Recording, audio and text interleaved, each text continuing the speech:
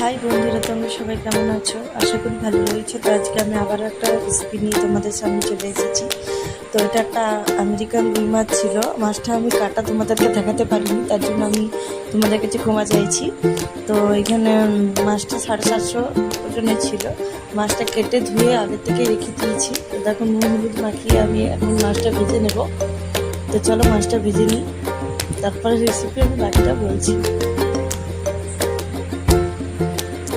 তো দেখো আমার মাছ ভাজা হয়ে গিয়েছে। তো আমি এখানে মশলার জন্য আদা, পেঁয়াজ, রসুন আর পরিমাণ মতন লঙ্কা, যে যেমন ঝাল খায় সে তেমন ঝাল দিতে পারো। তো চলো এটা আমি বেটে নিই। তো আমার আজকে বাটাও হয়ে গেছে, পেস্ট করে নিয়েছি। তো দেখো এবার কড়াইতে তেল আর 5 ফোড়ন দিয়ে দিলাম।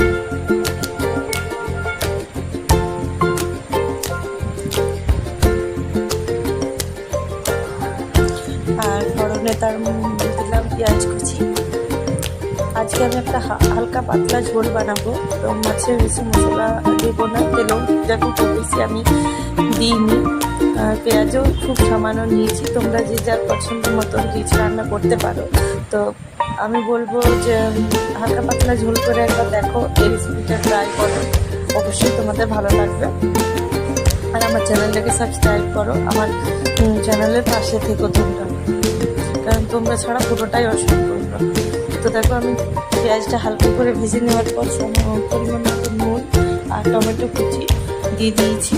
আর স্বাদটা ব্যালেন্স করার জন্য সামান্য চিনি দিয়ে দিয়েছি তার মধ্যে। তো টমেটোটা যতক্ষণ পর্যন্ত না গলে যাচ্ছে ততক্ষণ পর্যন্ত আমি কোনো মশলা অ্যাড করছি না। হলুদ গুঁড়োটা দেওয়া হয়েছে কারণ রঙটা ভালো আসবে তাই। তো হলুদটা দিয়ে দিলাম তেলে।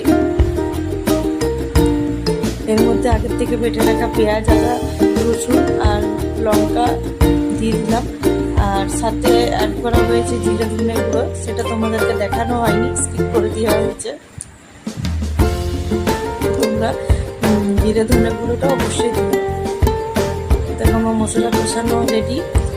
পরিমাণ মতন জল দিয়ে কিন্তু আমি ঝোলটা পাতলা করবো, তার জন্য একটু বেশি পরিমাণে জল দেওয়া হলো। আর তোমরা যদি ঝোলটা কষা করতে চাও, মাছটা বা গালা তো ঝোলটা নিজেদের মতো দিতে পারো। তো দেখো আমার ঝোল ফুটিয়ে গিয়েছে, তার মধ্যে মাছও দিয়ে দেওয়া হয়েছে। তো আমার তৈরি আমেরিকান রুই মাছের হালকা পাতলা ঝোল। আমাদের রেসিপিটা কেমন লাগলো প্লিজ জানিও।